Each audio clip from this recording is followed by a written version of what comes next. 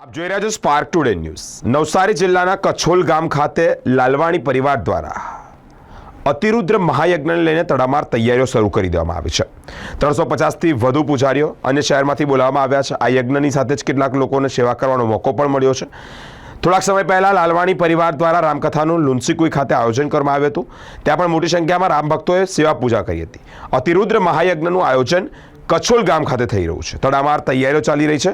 20મી તારીખે કળશયાત્રા, 21મી તારીખથી અતિરુદ્ર મહાયજ્ઞની શરૂઆત 25મી તારીખ સુધી ચાલશે।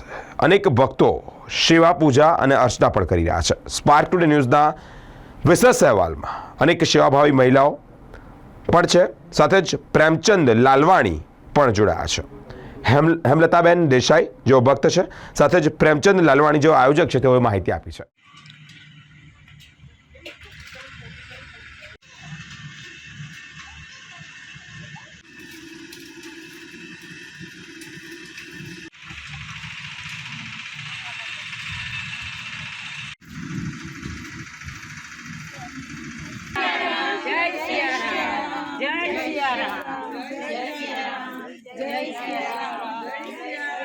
મહિલાઓને બધાને ખૂબ જ આપણે નવસારીની અંદર ઇતિહાસની અંદર સૌ પ્રથમવાર આ યજ્ઞ થવા જઈ રહ્યો છે, તો આપણા માટે ખૂબ ગૌરવ અને આનંદની લાગણી છે। અને ભક્તિભાવવાળું વાતાવરણ આપણા પ્રેમચંદભાઈ લાલવાણી સાહેબે ઊભું કર્યું છે ને આપણે બધાને સેવાનો લાભ આપ્યો છે। અને આવો પ્રેમચંદભાઈનો સ્વભાવ ખૂબ જ નમ્ર, વિવેકી, સરળ સ્વભાવના છે। બધા નાનાથી માંડીને દરેક જણ સાથે ખૂબ જ સરળતાથી ને એમને જ આવો લાભ મળી શકે અને એની સાથે અમને બધાને પણ આવો સેવાનો લાભ એમણે આપ્યો છે। અમે 2 બહેનો છે અને બીજા 2 બહેનો છે જે અમને આરતીનો સવારે 11 આરતી, સાંજે 300 આરતી અને 1500 દીવાની આ સેવા આપી છે। અને ખૂબ આનંદથી અને ઉત્સાહથી અમે આ કાર્ય પાર પાડીશું એવી અમને શ્રદ્ધા છે ભગવાનની અંદર, અને પ્રેમચંદભાઈની અંદર પણ અમને ખૂબ જ શ્રદ્ધા છે કે એઓ ખૂબ સારી રીતે અમારે માટે આવી સેવાનો લાભ આપી રહ્યા છે। એના માટે ગઈ વખતે મેં મિટિંગમાં પણ કહ્યું હતું કે 1.5 વર્ષ પહેલાં અમે રામકથા કરાવી પરમ પૂજ્ય શ્રી મોરારી બાપુની। એમાં આખા ગામ જે સહકાર આપ્યું એ અમારો ઉત્સાહ વધાર્યો એના, અને ગામ લોકોનો, આજુબાજુના શહેરનો હું આપણા ટીવી મારફત હું એમનો આભાર માનું છું।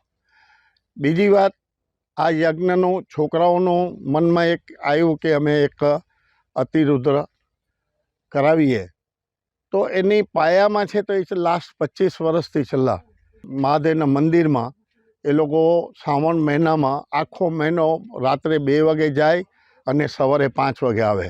આમ તો એ 3 સાઈડ આખે જુદી જગ્યાએ કામ પર ચાલતી હોય, પણ જ્યાં બી હોય ઇન્ડિયામાં, જ્યાં બી હોય ત્યાં એ લોકો રાત્રે 2 વાગે એમને આવી જવું પડે અને નાહી ધોઈને 2:30 વાગે એ લોકો મંદિરમાં જાય ને 5 વાગે સાફ સફાઈ કરીને આવી જાય। એટલે એ લોકોને પ્રેરણા ત્યાંથી પણ મળી હોય, અને ધાર્મિક ઘર છે, રોજે રોજ મહાદેવની પૂજા થાય અમારી ઘરમાં, હનુમાનજીના પાઠ હોય, દરેક છોકરાએ ત્યાંથી પાઠ કરીને નીકળવાના। એટલે એ લોકોને મનમાં આ એક વિચાર આવ્યો। એટલે એક દિવસે મને એ લોકોએ વાત કરી કે અમારી ઈચ્છા છે। મેં કીધું સારું, કંઈ વાંધો નથી, તમારી ઈચ્છા છે તો હવે મારે કોઈ ના નથી। પછી આવી જગ્યા કાં કરીએ, તો મારી પાસે તો નવસારીની આજુબાજુમાં ઘણી જગ્યાઓ છે। ત્યારે વિચાર આવ્યો કે ભાઈ એવી જગ્યા જે આપણે વેચવાની નહીં આવે, કદાચ રહેવાનું પણ ત્યાં આવે, તો એ માટે અમે આ કછોલને એટલા માટે બી પછી અમે એ આપ્યું કેમ કે અમારા ગુરુદેવ મોરારી બાપુ અહીંયા 9 દિવસ રહી ગયા છે। એટલે અમને એમ થયું કે અમારે ત્યાં જ એ કરાવવી જોઈએ એમ। એટલે આ વિચાર અમારા ડાઇનિંગ ટેબલ પરથી ઉઠ્યા। પછી અમે મોરારી બાપુનો ટાઈમ મેળવવા માટેની કોશિશ કરી અને 14 પરિવારના નાના મોટા છોકરાઓ થઈને અમે બાપુ પાસે ગયા હતા, અને બાપુને બ્રાહ્મણને પણ લઈ ગયા હતા, અને બાપુની આગળ અમે વાત કરી। એ બાપુએ કીધું બહુ સારી વાત છે, મહાદેવનો તમે એ કરાવો છો તો। ત્યારે મેં બાપુને વિનંતી કરી કે બાપુ આપે એમાં હાજર રહેવાનું છે, જે સમય, જે તારીખ, જે ટાઈમ મળે તે। અને આજે આનંદથી આપને કહી દઉં કે બાપુ 22 તારીખે સવારે 10 વાગે અહીંયા હેલિકોપ્ટરથી ઉતરવાના છે, અને લગભગ એમની રાજકોટમાં 23થી કથા શરૂ થાય છે। એટલે 1-2 કલાક માટે આવવાના છે। મહારાજશ્રીઓએ એમને વિનંતી કરી છે કે અમે પ્રવચન બાપુ આપો, આશીર્વચન આપો, તો એમના માટે પણ સામે મંડપની તૈયારી થઈ રહી છે. તો કદાચ એમનો મૂડ આવશે તો આશીર્વચન પણ આપશે, યજ્ઞ પણ બેસવાના છે. અને આજુબાજુના ગામ લોકોને એટલા માટે અમે એક દિવસે ભેગા કર્યા કે ભાઈ શહેરમાં હતા ત્યારે શહેરના લોકોએ બી ઘણો લાભ લીધો, તો અહીંયા ગામડાના લોકો બી લાભ લે ને શહેરના લોકો પણ લાભ લે. અને એના ફલરૂપે આપ જોઈ રહ્યા છો કે મંડપ તૈયાર થઈ ગયો છે. મંડપ જયપુર રાજસ્થાનથી આવેલો છે.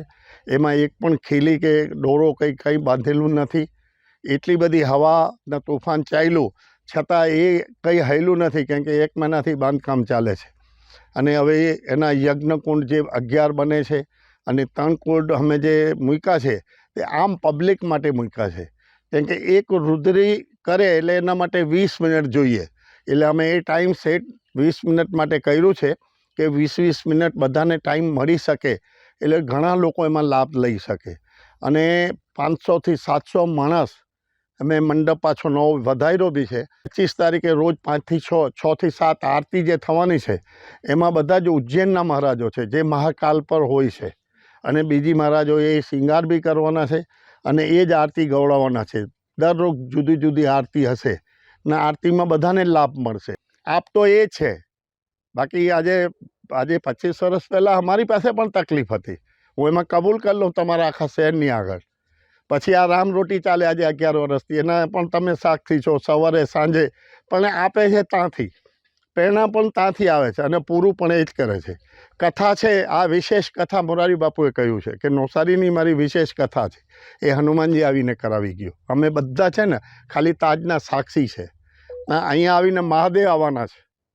આ બ્રાહ્મણોએ મને કહ્યું છે કે આ એમને શંકર ભગવાને અહીંયા આવવું જ પડે આ યજ્ઞમાં. જ્યારે મહાદેવના રામજી આવતા હોય ત્યારે આપણા કામો બધા પૂરા થઈ જશે. જય સિયારામ.